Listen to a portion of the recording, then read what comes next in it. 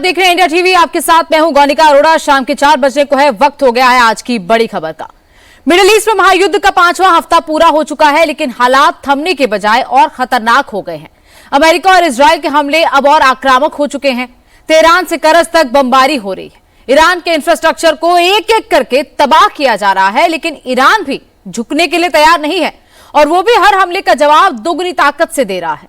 Iran ने Israel से लेकर खाड़ी देशों में अमेरिकी बेस पर बारूद बरसा रखा है, लेकिन जंग के चलते तेल गैस का संकट गहराता जा रहा है। पाकिस्तान में तो डीजल की कीमत 500 रुपए के पार पहुंच गई है। ये पूरी रिपोर्ट देखिए। महायुद्ध का 5वां हफ्ता पूरा, मुश्तबा का इंतकाम अभी अधूरा।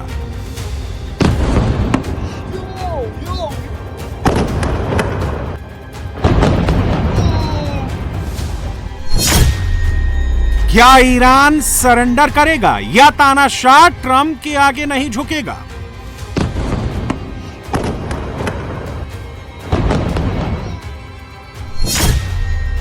अब तक 30,000 मिसाइल बम बरसे, दुनिया तेल गैस को तरसे।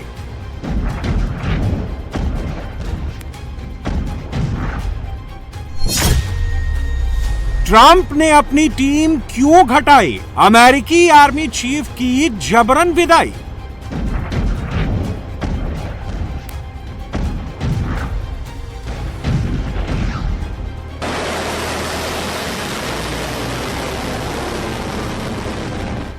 मिडिल ईस्ट में जारी महायुद्ध अब और भीषण हो गया है। ट्रंप के बयान के बाद जंग अब नेक्स्ट लेवल पर पहुंच गई है। 5 हफ्तों से चल रहा ये युद्ध अब एक खुली जंग बन चुका है। अमेरिका और इजरायल मिलकर ईरान को टारगेट कर रहे हैं और अब उन्होंने ईरान के सबसे बड़े ब्रिज पर अटैक कर दिया है। अमेरिका एक एक करके ईरान के इंफ्रास्ट्रक्चर को नेस्तोनाबूद कर रहा है और अब ट्रंप की सेना ने ईरान में तबाही शुरू कर दी है। अमेरिका ने तेहरान और करांच के बीच B1 ब्रिज को मिसाइल अटैक से तबाह कर दिया। अमेरिका ने दावा किया कि इस ब्रिज से ईरान की फौज लॉजिस्टिक सप्लाई करती थी और अब इस ब्रिज के बर्बाद होने के बाद ईरान की सेना के सामने संकट खड़ा हो जाएगा।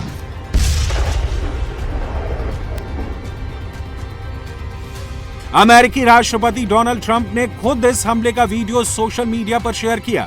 इस अटैक के बाद ट्रंप ने एक बार फिर ईरान को डील करने की धमकी दी और कहा कि अगर जल्द ऐसा नहीं हुआ तो ब्रिज के बाद अगला नंबर पावर प्लांट का होगा। वैसे ट्रंप ने अपनी स्पीच के दौरान ही ईरान के ब्रिजों पर अटैक का प्लान सामने रख दिया था, जब उन्होंने ईरान के सबसे महत्वपूर्ण ब्रिजों को उड़ाने की धमकी दी थी। But we want to knock out every single thing they have. Now, it's possible that we'll make a deal before that, because we'll hit bridges, and we've hit some. We'll hit some bridges. We've got a couple of nice bridges in mind. But if they come to the table, that'll be good. But it doesn't matter whether they come or not. We've set them back.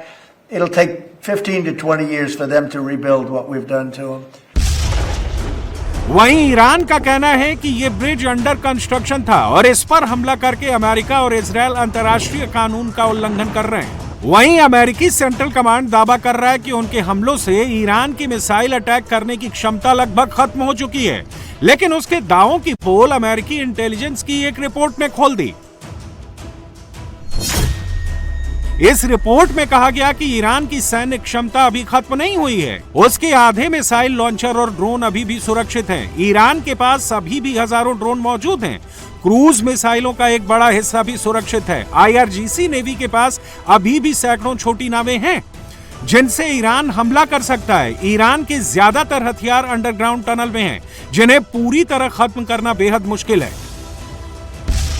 तभी Trump लगातार Iran पर हमले करवा रहे हैं और America Iran पर अकेले अटैक नहीं कर रहा, बल्कि इजरायल के साथ मिलकर भी ईरान की राजधानी पर लगातार हमले कर रहा है। तेहरान के कई इलाकों में एक बार फिर अमेरिका और इजरायल ने एक साथ हमला किया।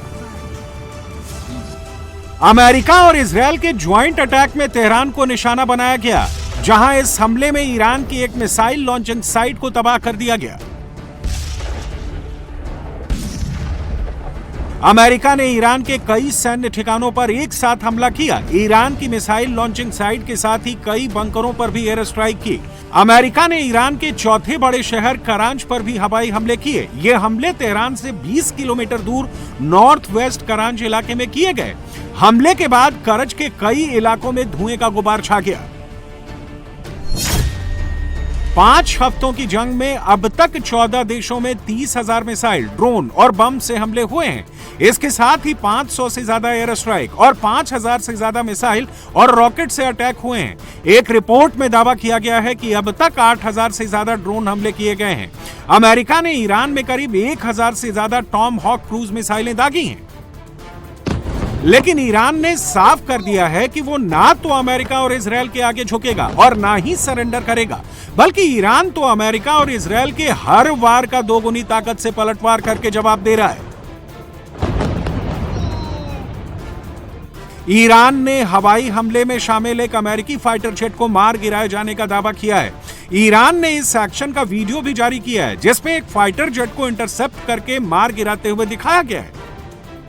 अमेरिका के फाइटर जेट के साथ ही खाड़ी देशों में मौजूद अमेरिकी सैन्य ठिकाने भी ईरान की रेडार पर हैं और वो लगातार कुवैत से लेकर बहरीन तक को अपनी मिसाइलों से दहला रहा है। इसके साथ ही इराक की राजधानी बगदाद और इरबिल में भी अमेरिकी ठिकानों को टारगेट कर रहा है। यूएई और सऊदी अरब में भी ईरान अटैक कर रहा है और लगातार मिसाइल और ड्रोन से बारूदी बारिश कर रहा है।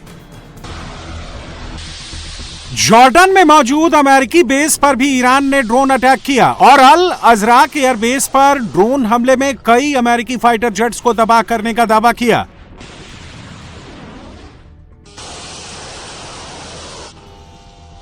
पांच हफ्ते की जंग में 17,000 से ज्यादा सैन्य और सिविल इंफ्रास्ट्रक्चर तबाह हो गए, जिनमें तेल, गैस, रिफाइनरी, न्यूक्लियर और steel plant, water facility, bridge, school और अस्पताल तक शामिल हैं। इस जंग की आग में ईरान और इजरायल के कई बड़े शहरों समेत पूरा मिडिल ईस्ट झुलस रहा है। ईरान की राजधानी तेहरान के आसपास के सैन्य ठिकाने बर्बाद हो चुके हैं। इसके साथ ही करज, इस्फहान और शिराज शहर में भी खूब बारूद बरसा है। इजरायल के तेल अवीव में भी ईरान की बैलिस्टिक मिसाइलों ने तबाही मचा दी है। हाइफा, पेटा टिकवा और दिमोना को भी मिसाइलों से निशाना बनाया गया है। कुवैत, बहरीन, जॉर्डन, सऊदी अरब, यूएई और कतर में भी काफी नुकसान हुआ है। लेकिन ईरान रुकने को तैयार नहीं है। इजरायल पर ईरान लगातार मिसाइलों की बौछार कर रहा है।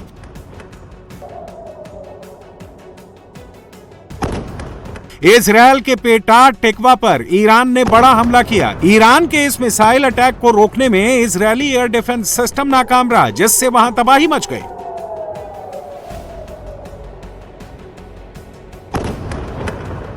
इसके साथ ही तेल अवीव पर भी ईरान ने मिसाइल अटैक किया, जहां मिसाइलों की मार के बाद शहर में सायरन गूंजने लगे।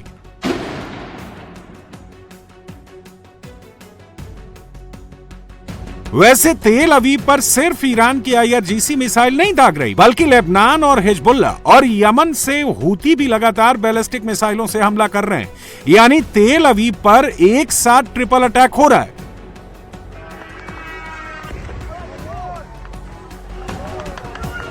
अब एक और मिडिल ईस्ट में गोला बारूद बरस रहा है, तो वहीं 10,000 किलोमीटर दूर अमेरिका में जंग के बीच ट्रंप के एक फैसले ने सबको हैरान कर दिया। मिडिल ईस्ट में अमेरिकी सेना ग्राउंड ऑपरेशन की तैयारी कर रही है और अमेरिका में ट्रंप ने अमेरिकी आर्मी चीफ की छुट्टी कर दी है। ट्रंप ने अमेरिकी सेना प्रमुख जनरल रैंडी जॉर्ज को पद से हटा दिया है। इसके साथ ही ट्रेनिंग एंड ट्रांसफॉर्मेशन कमांड के जनरल डेविड हुड ने और आर्मी के चैपलिन कॉर्प्स के chief general William green junior को पद मुक्त कर दिया है। अमेरिका के रक्षा मंत्री पीट हेगसेथ ने जनरल रैंडी जॉर्ज से पद छोड़ने को कहा था, क्योंकि अमेरिका ईरान के खिलाफ युद्ध लड़ रहा है। जॉर्ज को सेना प्रमुख के पद पर 2027 तक रहना था, लेकिन ट्रंप ने समय से पहले जबरन उन्हें आर्मी चीफ के पद से रिटायर करवा दिया। ट्रंप के कार्यकाल में अमेरिकी सेना के करीब 1 दर्जन सीनियर अफसरों पर पहले ही गाज गिर चुकी है।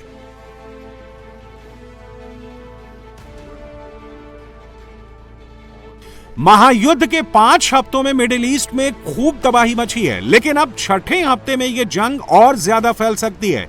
एक्सपर्ट्स का मानना है कि कुछ और देश इस युद्ध में शामिल हो सकते हैं और अगर ऐसा हुआ तो तेल और ग्लोबल मार्केट पर इसका और ज्यादा गहरा असर दिख सकता है।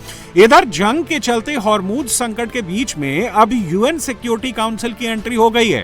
बहरीन ने सिक्योरिटी काउंसिल में एक प्रस्ताव रखा है जिसमें हॉर्मूज स्ट्रेट में जहाजों की सुरक्षा के लिए सभी डिफेंसिव उपाय किए जाने की बात कही गई है। भारतीय समय के मुताबिक आज शाम रात 8:30 बजे यूएन सिक्योरिटी काउंसिल में इस प्रस्ताव पर वोटिंग होनी है।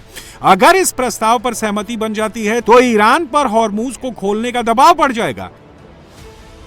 युद्ध अपने 6वें हफ्ते में दाखिल हो चुका है। क्या डोनाल्ड ट्रंप तानाशाह की तरह बिहेव कर रहे हैं, अपनी मनमर्जी चला रहे हैं, किसी की नहीं सुन रहे हैं? इन्हीं सब सवालों पर चर्चा करेंगे। हमारे साथ खास मेहमान जुड़ गए हैं। Aman Singh, merchant navy officer हमारे साथ हैं। ये अंगोला सागर रास्ते से केप टाउन होते हुए तेल का जहाज लेकर भारत पहुंचे हैं।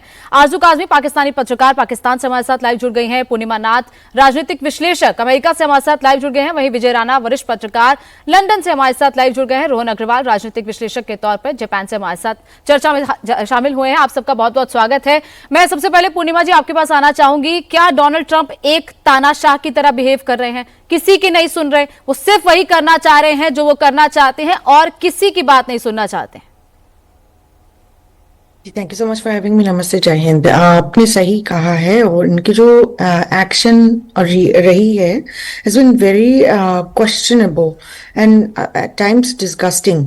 उन्होंने अपना ताकत दिखाने के लिए कुछ भी करने के तैयार है। अभी अमेरिका 250 इयर्स की जो एनिवर्सरी आ रही है, ये पड़ा है बेसिकली उनके राज में, ट्रंप रिजीम के अंदर टाइमलाइन पे हिसाब से।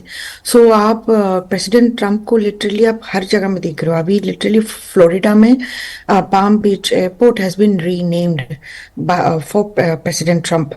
ये गवर्नर डिसेंटिस ने साइन किया है। ये जो चल रहा है यहाँ पे बहुत ही क्वेश्चनेबल चीजें चल रही है। 1 साल हुआ नहीं है अभी। करेंसी में सिग्नेचर, कॉइन में उनके फोटो छापना, डीएच हमारी डिपार्टमेंट के सामने उनका फोटो लगा देना, ये सब वगैरह वगैरह एक के बाद एक चीज हो रही है। तो लोगों को भी बहुत अजीब सी हो रही है, लग रही है कि exactly what does he really want. His agenda is to establish a legacy. जैसे जॉर्ज वाशिंगटन है, प्रेसिडेंट अब्राहम लिंकन है, उनके जैसा एक लेगेसी बनाना। वो तो कह भी देते कि वो जॉर्ज वाशिंगटन के बाद 250 साल में प्रेसिडेंट ट्रंप के जैसा कोई हुआ ही नहीं। बेसिकली वो बार बार आपको सुनने को मिलेगा, बार बार ये कहते कि वो बिफोर ही वाज इलेक्टेड ये कंट्री डेड था। और इनकी जो बातचीत हुई, उनकी जो भाषण आई है, उसमें कोई नया चीज नहीं बताया, बिल्कुल कुछ नया नहीं बोलते हैं। मैं पूर्णिमा जी आपको रोकना चाहूंगी। हमारे साथ अमन सिंह भी जुड़े हैं, मर्चेंट नेवी ऑफिसर है। अमन जी, क्योंकि आप अंगोला सागर रास्ते से केप टाउन होते हुए जहाज भारत लेकर आए हैं, क्या हमेशा रूट वही रहता है और किस तरीके का हालात वहां पर है? क्योंकि अभी जंग वहां तक तो नहीं पहुंची है, वो फिलहाल एक सुरक्षित रूट माना जा रहा है। और जो स्ट्रेट ऑफ हॉर्मूज है, क्या आमतौर पर वो रास्ता होता है, वो बंद होने की वजह से क्या ये रूट लिया गया? इस वक्त सिचुएशन समझाइए कि क्या है वहां पर। मैम, इस समय मैं भारतीय ओशियन में, अभी हम मुंबई पोर्ट पे आए हैं और हमारे जहाज पे कंटेनर लोड है। बट फिलहाल अभी आप देख सकते हैं, मैं आपको पीछे बैक कैमरे से दिखा सकता हूँ, यहाँ पे काफी सारे तेल वाले जहाज ऑलरेडी फुली लोडेड होके आए हैं, जो कि ये हमारे कोई रशिया से जहाज आया है, कोई हमारा स्ट्रेट ऑफ हॉर्मूज से क्रॉस होके। अभी कल मैं ऑलरेडी यहाँ पे काफी सारे शिप्स जो कि तेल लोड होके यहाँ पे ऑलरेडी खड़े हैं, वो भी फुल्ली लोडेड है। जहां तक मैं देख रहा हूं मैम, ऑलरेडी भारत में काफी ज्यादा सामान देख रहे हैं, क्योंकि यहाँ पे काफी सारे जहाज ऑलरेडी एक्सपोर्ट इंपोर्ट कंटिन्यू चालू है।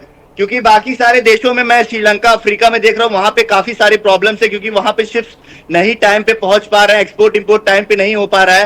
बट वार की वजह से थोड़ा बहुत इफेक्ट हुआ है, पोर्ट्स थोड़े स्लो हुए हैं मैम, जिसकी वजह से थोड़ा वेटिंग ज्यादा बढ़ गया है। बट तेल वाले जहाज, गैस वाले जहाज जितने भी आ रहे हैं, इनको कंटिन्यू हमारे एंट्री दी जा रही है, किसी को वेटिंग नहीं है। बाकी हम हमारे जैसे गेहूं चावल जो भी हम लोग लेके आते हैं, कंटेनर्स लेके आते हैं, इनको थोड़ा वेटिंग मिल रहा है। बाकी हमारे तेल और गैस वाले जहाज कंटिन्यू अंदर जा रहे हैं। एक बार मैं आपको फिर से दिखा देता हूँ, ये पीछे हमारे जहाज कंटिन्यू आप देख सकते हैं लगे हुए, ये सारे तेल वाले जहाज है मैम। ये अभी मुंबई पोर्ट पे जा रहे हैं कंटिन्यू मैम, यहाँ पे एक्सपोर्ट इंपोर्ट चालू है जी। और गैस वाले, और मैम मैं 2024 में मैम, उस टाइम मैं हॉर्मुज क्रॉस किया था, मैं एलएनजी शिप में काम करता था। मैं ओमान से लोड करके मुंबई लाता था LNG ma'am. Aman ji, challenges क्या थे आपके सामने? स्ट्रेट ऑफ होर्मुज उस वक्त किस तरीके का था, और आज सिचुएशन अगर आपकी जो वहां से गुजरकर मर्चेंट नेवी के ऑफिसर्स आए हैं जहाज लेकर, वो क्या बता रहे हैं? कैसी सिचुएशन इस वक्त वहां पर है? क्योंकि कई ऐसे जहाज हैं जिन पर अटैक भी हो रहा है, लेकिन भारत के जहाजों को वहां से पास मिल रहा है। मैम पास मिल रहा है, लेकिन वहां पे चैलेंजेस सबसे बड़ा है कि मैम इंटरनेट का प्रॉब्लम है शिप्स पे, क्योंकि मैम वहां पे इंटरनेट सर्विसेज बहुत ज्यादा बैन कर दिए गए हैं। तो काफी सारे लोग हेल्प के लिए फोन करते हैं मैम कि हमारी शिप पे ऐसा प्रॉब्लम हो रहा है, बट मैम वहां पे जो शिप ऑलरेडी एंकर पे है, but as a Indian seafarers कोई भी शिपों को टारगेट नहीं किया जा रहा है। जैसे कि अभी हम लोग काफी सीमैन्स लोगों से तो बिल्कुल अमन जी ने ग्राउंड रियलिटी बताई है कि कैसी सिचुएशन वहां पर है, और ये भी बता रहे हैं कि जी अमन जी अपनी बात पूरी कीजिए।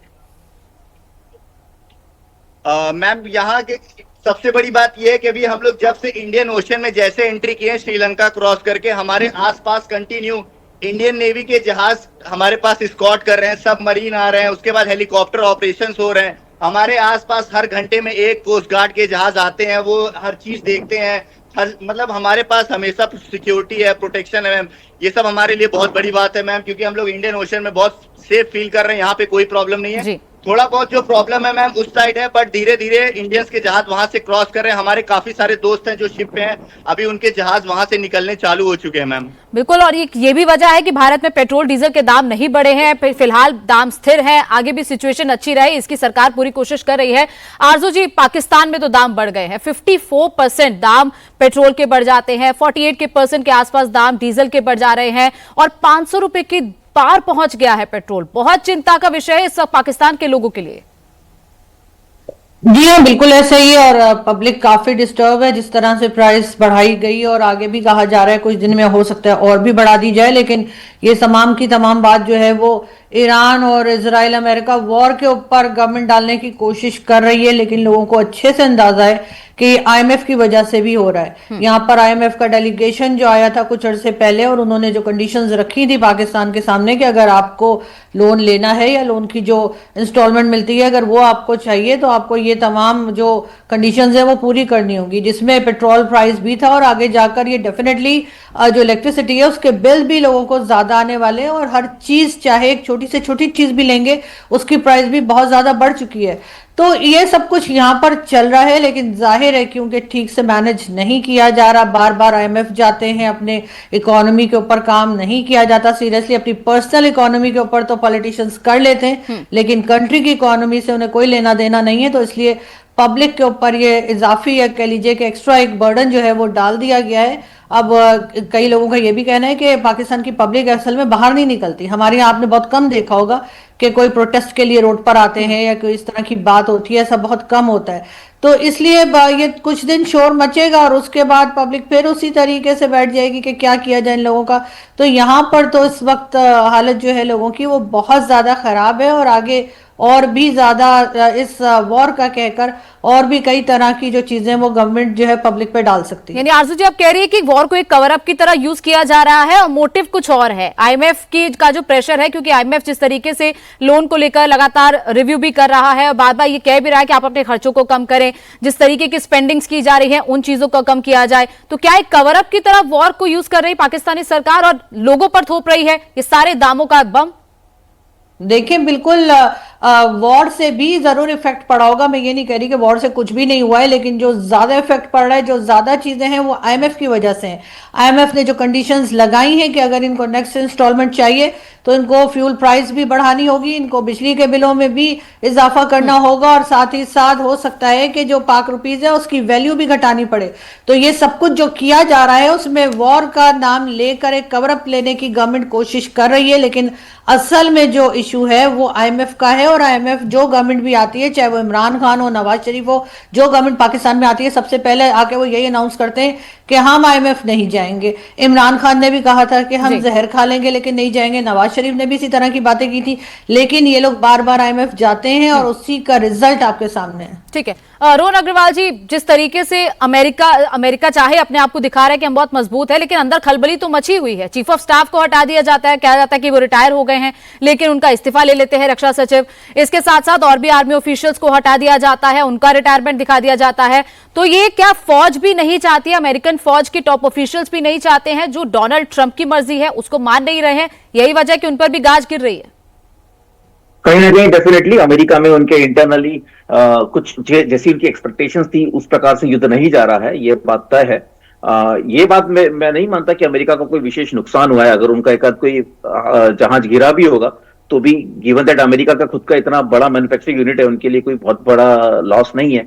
मुझे लगता है यहाँ पे जो ट्रंप है उन्हें लग रहा था कि डी-डॉलराइजेशन को रोकने के लिए अगर वो ईरान को अपने कंट्रोल में ले लेते हैं, और चूंकि ईरान ही देखा जाए तो एक ऐसा देश है खाड़ी देशों के अंदर जो कि तेल का व्यापार डॉलर में नहीं करता था, तो डॉलर की पकड़ मजबूत बनाने के लिए ट्रंप चाह रहे थे कि ईरान को, जैसे वेनेजुएला को उन्होंने पूरा कब्जाया, वैसे ईरान में लीडरशिप बदल के और वहां पे तेल का कारोबार भी डॉलर में हो, लेकिन वैसा अब होते हुए दिख नहीं रहा है। हो सकता है युद्ध समाप्त भी हो जाए, जैसा वो घोषणा कर रहे हैं कि 23 तारीख तक हम ईरान छोड़ के आ जाएंगे, 2 हफ्ते में ईरान छोड़ के आ जाएंगे, या स्ट्रेट ऑफ हॉर्मुज खुलाने की हमारी कोई आवश्यकता नहीं है, बाकी देश अपना देखे। तो कहीं ना कहीं ऐसा लग रहा है कि जो उनका लक्ष्य था डी-डॉलराइजेशन रोकना ईरान की तरफ से, वो होता हुआ दिख नहीं रहा है। और उसी के मद्देनजर से उनके इंटरनली भी जो है कहीं ना कहीं कुछ उनके विरोध उनके प्रति सड़कों पर तो नजर आ ही रहा है। प्रशासन के अंदर भी शायद उनके अंदर विरोध हो रहा है, और उसी खलबली में ये सब जो इस्तीफे जो दिख रहे हैं हमें, वो हम देख रहे हैं। ठीक है विजय राणा जी, क्या ईरान की डिप्लोमेटिक रिलेशंस भी खराब हो रहे हैं? मिडिल ईस्ट कंट्रीज पर तो अटैक करके उनके साथ तो सब खराब हो ही रहा है, बाकी के जो देश है वो भी अब उनसे पल्ला झाड़ते दिख रहे हैं, क्योंकि सिर्फ अगर वो युद्ध के ड्यूरिंग डिप्लोमेटिक तरीके से आपके साथ खड़े हो, लेकिन दूसरी तरफ उनको भी तो अपने देश की जरूरतें पूरी करनी है। अर्जेंटीना का भी नाम सामने आया है कि उसने भी ईरान से अब दूरियां बना ली है, तो क्या अब ईरान अलग थलग पड़ रहा है? देखिए, ईरान के पास पहले भी बहुत अधिक मित्र नहीं थे, लेकिन क्योंकि उनके पास ऑयल पावर थी, इसलिए चाहे चीन हो, चाहे जापान हो या भारत हो, उनके ऊपर निर्भर रहता था। लेकिन ये तो सही है कि जो मिडिल ईस्ट के जितने भी इस्लामिक कंट्रीज हैं, वो उनमें से ज्यादातर अमेरिका के साथ थे, और ईरान को एक तरह सैंक्शंस लगा करके अलग थलग तो पहले से ही रखा हुआ था।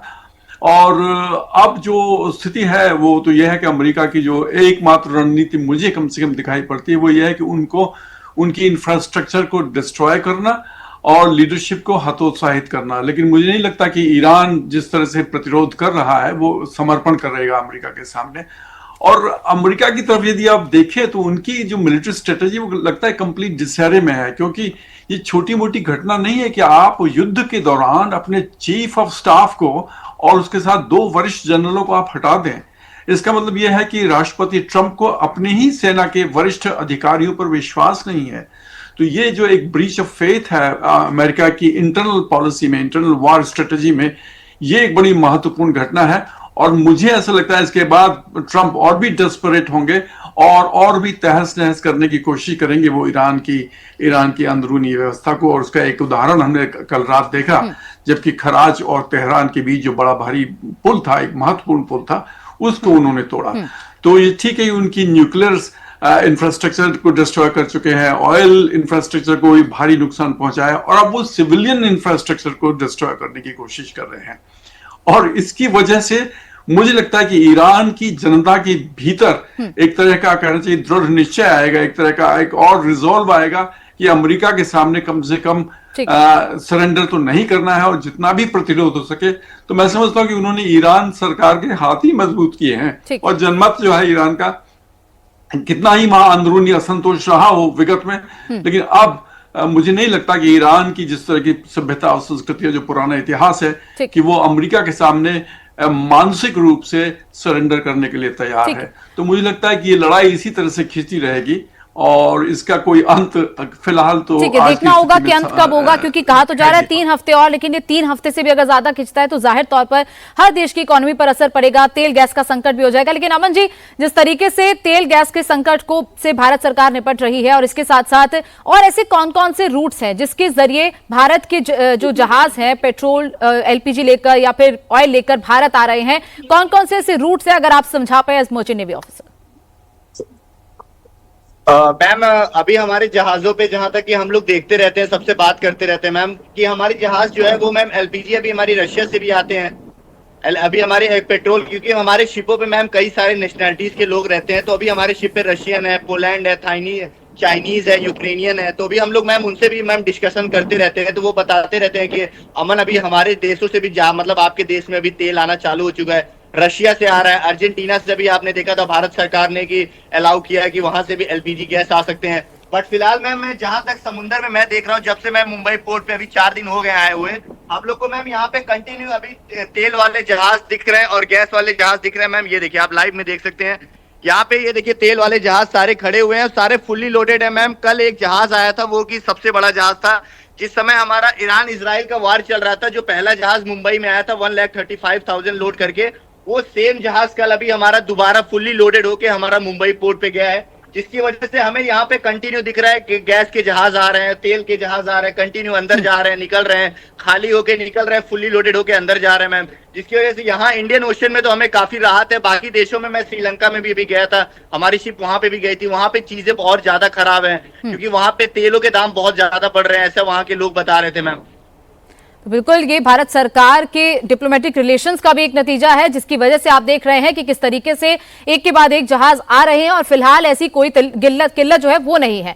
पूर्णिमा जी, जिस तरीके से आर्मी में खलबली मची हुई है अमेरिका की, और जैसे आप भी कह रहे हैं कि डोनाल्ड ट्रंप एक लेगेसी क्रिएट करके जाना चाहते हैं, लेकिन क्या डोनाल्ड ट्रंप ये सब खुद करते हैं या फिर कोई टीम है, कोई सलाहकार है जो उनको ऐसी सलाह देता है कि वो अपनी लेगेसी क्रिएट करके जाए, जिससे उनका नाम बने, और अपने आप को कभी कभी वो किंग भी कह देते हैं?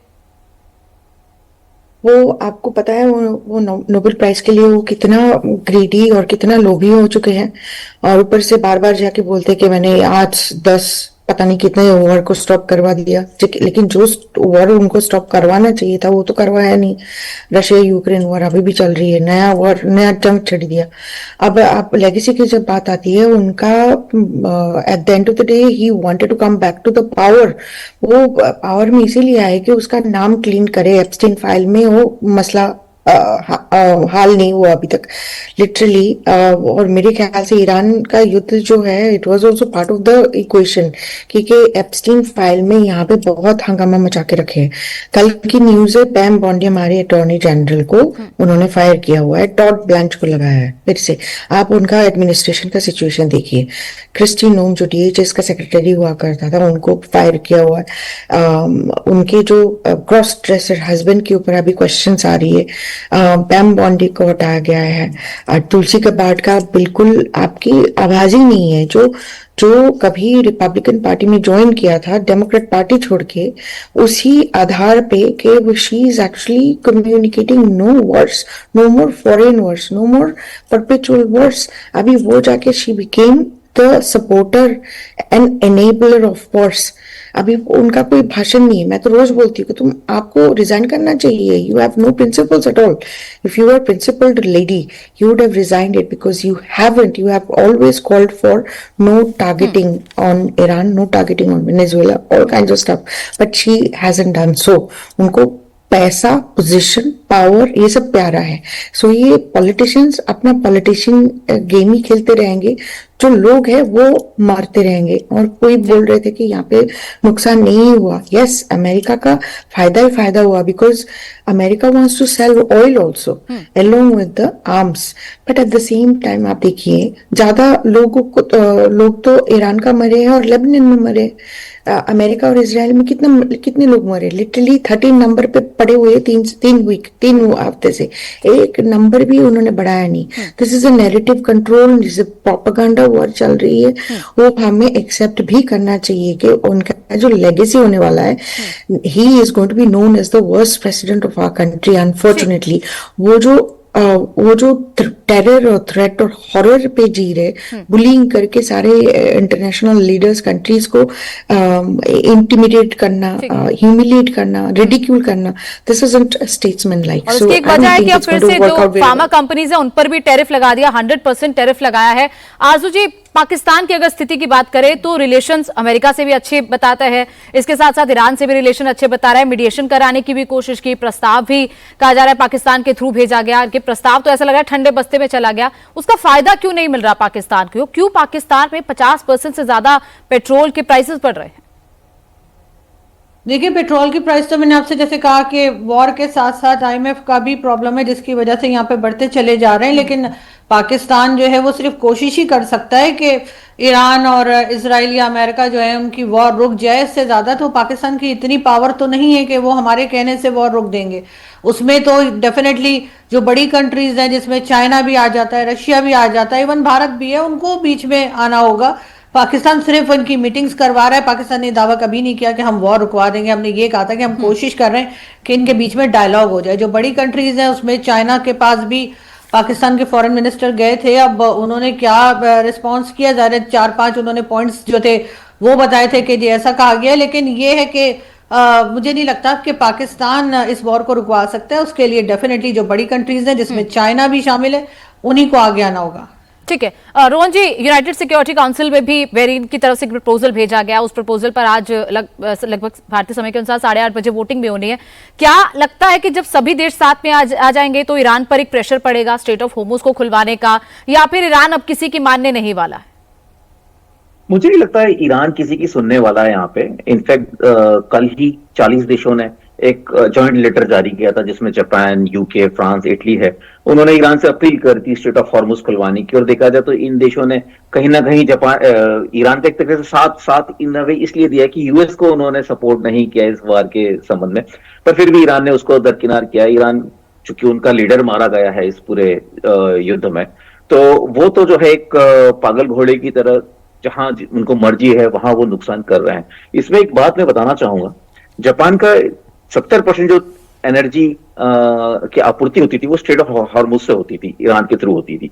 तो जापान को एक बहुत बड़ा यहाँ पे एक देखा जाए तो एक शॉक से गुजरना पड़ रहा है। और यहाँ पे एक हफ्ते पहले तेल के दाम काफी बढ़ भी गए थे। वो तो गनीमत जापान के पास रिजर्व था, तो जापान की गवर्नमेंट ने रिजर्व चालू अपना रिलीज किया, तो जिससे थोड़ा सा तेल की दाम दोबारा कंट्रोल में आया। लेकिन अगर युद्ध लंबा खींचता है तो जापान के लिए ये बहुत बड़ा सरदर्द बन सकता है। और इसीलिए एक सबसे बड़ी खबर आज जापान में ये आई कि जापान की 5 बड़ी कंपनियां जो हैं उनके एग्जीक्यूटिव्स रशिया जाने वाले हैं व्यापार संबंधों को दोबारा से पुनर्जीवित करने के लिए। यहाँ ये बात जानने लायक है कि रशिया यूक्रेन का युद्ध जब शुरू हुआ था तो जापान ने अमेरिका का साथ देते हुए रशिया पे सैंक्शन लगा दिया था।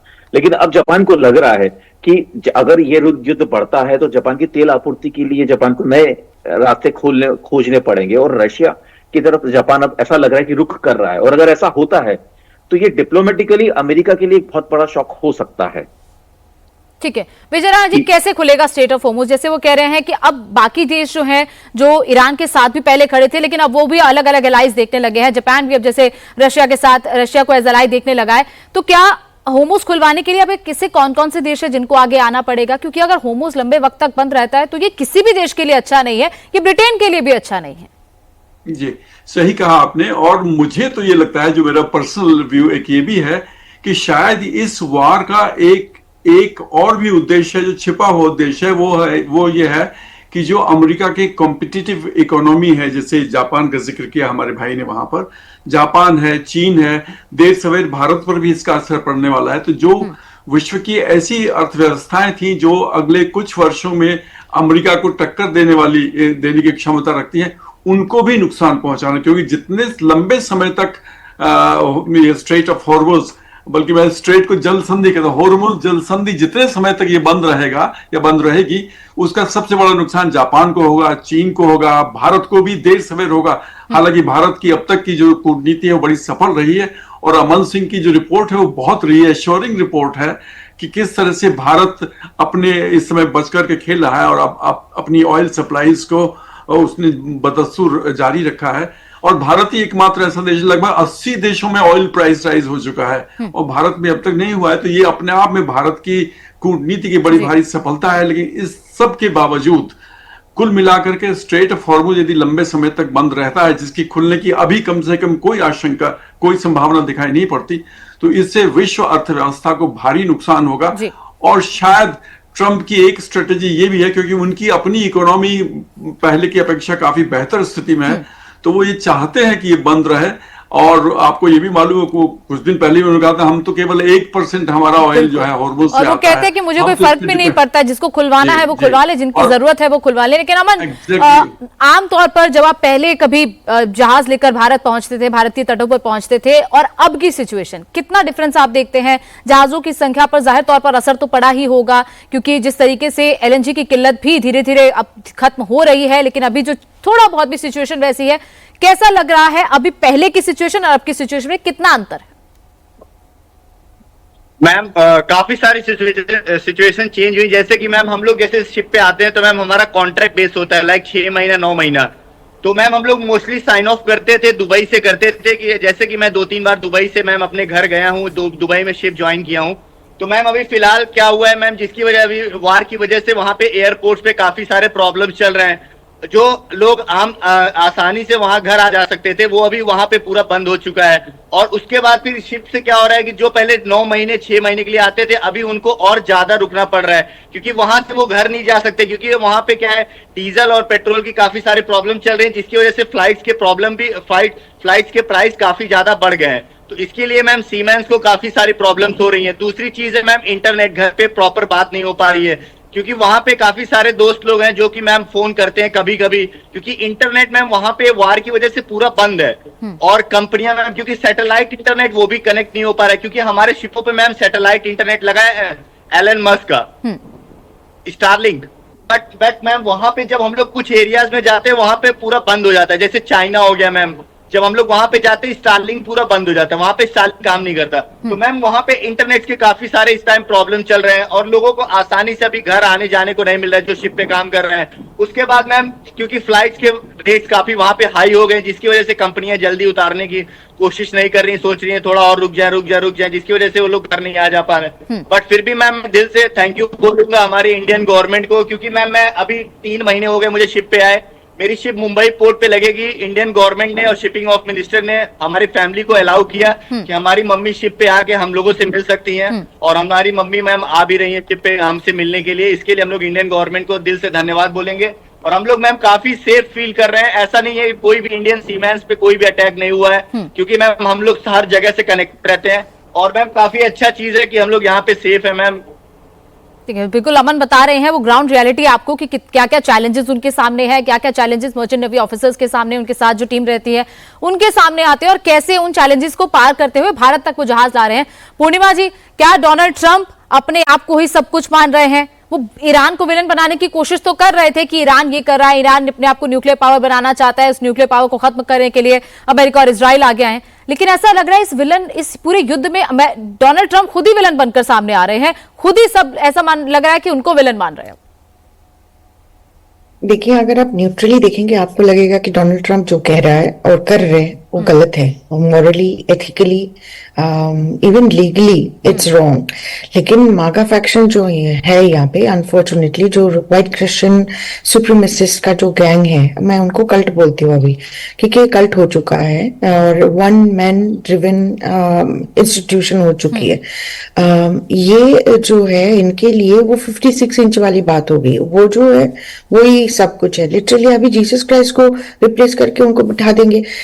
कल की बात है, हमारी जो व्हाइट हाउस का जो स्पिरिचुअल एडवाइजर है, पॉला white, I think that's her name, वो लिटरली जीसस क्राइस्ट के लाइफ के साथ डोनाल्ड ट्रंप का लाइफ का कंपैरिजन किया है कि जैसे जीसस क्राइस्ट को तंग किया है वैसे ही उनको भी डोनाल्ड ट्रंप को तंग किया गया है। All kinds of stuff, this is happening parallelly. ये एक mind control brain washing tactics जो हो रही है, this is what we have to pay attention. ये जो ईरान की जो मामला है, Iran is the clear winner in my mind because of the fact that, simple fact और कुछ नहीं है, कि आप कोई भी कंट्री ले ले लो जिसमें आप 12,880 सैंक्शंस लगा दो, जिसके ऊपर आप एम्बार्गो लगा दो, जिसके ऊपर आप इतना इकोनॉमिक प्रेशर लगा दो जो वो खुद बिजनेस भी नहीं कर पा रहे, वो छुप छुपा के लिटरली शिप भेजते चाइना को। अब मुझे बताइए इस सिचुएशन में आप कोई भी कंट्री ले लीजिए, वो रिटेलिएशन तो छोड़ दे, अपने कंट्री को भी संभाल नहीं पाते। आप यही सिचुएशन अपने इंडिया के ऊपर लागू करके देख लीजिए, आप इंडिया का क्या हाल होता। आज आपके पास न्यूक्लियर वेपन नहीं होता तो आप 4th लार्जेस्ट इकोनॉमी वैसे ही बन जाते, नहीं ना। So the point I am trying to say is what Iran has shown to the world is massively important for us to understand, and यही हिस्ट्री बुक में लिखा जाएगा because of the fact अगर आप सही हिस्ट्री लिख रहे हो। आज तक तो हमें गलत हिस्ट्री सिखाया गया है, गलत बरीड हिस्ट्री सिखाया गया है, हमें ब्रेन वॉश करा गया है, इवन इन इंडिया। अभी यहाँ पे अगर कोई अगर सही हिस्ट्री सिखाएंगे तो ईरान को एक मैसिवली विनर के हिसाब से लेकिन ईरान अपने आप को दिखाने की कोशिश तो कर रहा है विजय जी, लेकिन क्या सच में अंदर से इतना मजबूत है? क्योंकि कल भी एक आ गया था उनकी तरफ से कि अभी तो ऐसा हथियारों का जखीरा है जो दुश्मन को पता ही नहीं है कहां पर है, ऐसी ऐसी जगह हथियार छुपा कर रखे गए हैं, ऐसी ऐसी टनल्स में रखे गए हैं। क्या सिर्फ ये बाहर से दिखाया जा रहा है कि मजबूत है, या फिर सच में ईरान के पास अभी इतनी ताकत बची है कि वो आने वाले कुछ हफ्तों या महीनों तक इस युद्ध में सर्वाइव कर पाएगा? देखिए, ये बात तो सच है कि वो लंबे समय तक इस युद्ध में सरवाइव कर सकता है। उसके दो कारण है। एक तो पहली बात तो ये ईरान कोई छोटा मोटा देश नहीं था जिसके ये गल्फ का, जिसको आप जाकर के, वो वेनेजुएला नहीं था। ईरान एक बड़ा देश है, उसकी शक्ति है, उसके पास क्षमता है, वो on the verge of nuclear power बनने वाला था। तो ईरान एक शक्तिशाली देश है, इसमें दो राय नहीं है। दूसरी बात यह है जो सबसे इंपॉर्टेंट बात है, ईरान बड़ा एक प्राउड कंट्री है, वहां की एक लंबी सभ्यता और संस्कृति रही, तो उससे ये उम्मीद करना कि वो आत्मसमर्पण कर देगा ये भी संभव नहीं था। और तीसरी जो सबसे महत्वपूर्ण बात ये, पिछले कुछ वर्षों में जो वॉरफेयर की नेचर है वो इतनी ड्रामेटिकली चेंज हुई है कि अब बड़ी मिसाइलें और बड़े बड़े जहाज जो है वो आपको उतना नुकसान शायद ना पहुंचा, उससे आप ड्रोन से भी पहुंचा सकते हैं। यानी कि एक F-35 की कीमत में शायद मेरा ख्याल है आप 50,000 ड्रोन्स बना सकते हैं। और कितना ही मिसाइल शील्ड आपके पास लगा हो, यदि आपने 1000 ड्रोन्स छोड़े हैं उनमें से 20 तो आपको निकल जाएंगे जो इजराइल में तहस नहस करेंगे, दुबई को नुकसान पहुंचाएंगे, यूएई के और इलाकों में नुकसान पहुंचाएंगे। तो ईरान को मॉडर्न वॉरफेयर में कंट्रोल करना, पूरी तरह से सबड्यू करना, ये अमेरिका के लिए संभव बिल्कुल नहीं है। और इसीलिए ठीक है सर, रोहन जी से एक छोटा सा कमेंट ले। रोहन जी, और कौन कौन से देश हैं जो ईरान के साथ आगे इस युद्ध में आ सकते हैं? क्या कोई साथ देने के लिए आगे आएगा? और अगर अमेरिका पीछे हटता है तो क्या इजराइल का साथ देने के लिए कोई आएगा? मुझे नहीं लगता ईरान का साथ देने के लिए अपफ्रंट रशिया या चाइना को या कोई और देश आएगा। पर देखिए, पीछे से डेफिनेटली ये लोग इंडायरेक्ट सपोर्ट कर सकते हैं, जैसा कि चाइना जो है फंडिंग कर सकता है, उसके बदले में तेल ले सकता है। रशिया का तो सीधा हिसाब यहाँ पर यही रहेगा कि रशिया अपना यूक्रेन वाला स्कोर सेटल कर ले यूएस से इसके नेगोशिएशन और इसके एक्सचेंज में। तो अगर ऐसा होता है so it can be a pretty win win situation. Russia को डोनर्स मिल जाएगा, यूक्रेन वाला मामला समझ जाएगा और यहाँ पे ईरान वाला भी रुक जाएगा। लेकिन यहाँ पे मुझे नहीं लगता कि ईरान के पास कोई बहुत ज्यादा भी कोई बम बारूद या कोई ऐसा है। अगर होता तो वो इजराइल को अभी बहुत नुकसान पहुंचाता है, लेकिन इजराइल को उन्होंने रद्द हेज़बोल्ला से लड़ने। ठीक है, मैं अमन जी से कमेंट लेना चाहूँ। अमन जी, जिन देशों से पहले तेल और ये सब इंपोर्ट किया जाता, तेल और गैस, अब क्या उन देशों से आसानी से हो पा रहा है या फिर वहां पर भी मुश्किलें आ रही हैं? वहां पर भी क्या, जो खासतौर पर मिडिल ईस्ट कंट्रीज है जो इम्पैक्ट हुई है इनसे, क्या वहां से तेल और गैस को लाना मुश्किल हो गया है? कैसी भी सिचुएशन इस वक्त ग्राउंड पर है? मैम मुश्किल तो मैम काफी हो गया है, बट फिर भी मैम हमारे जहां तक कि हम लोग देख रहे हैं कि हमारे इंडियन में मैम तेल आ रहे हैं, लेकिन मैम जहां पे वार चल रहा है, क्योंकि हम लोग मैम 2023 में मैम LNG शिप पे हम लोग ओमान में लोड करके हम लोग भारत में लाते थे मुंद्रा पोर्ट पे।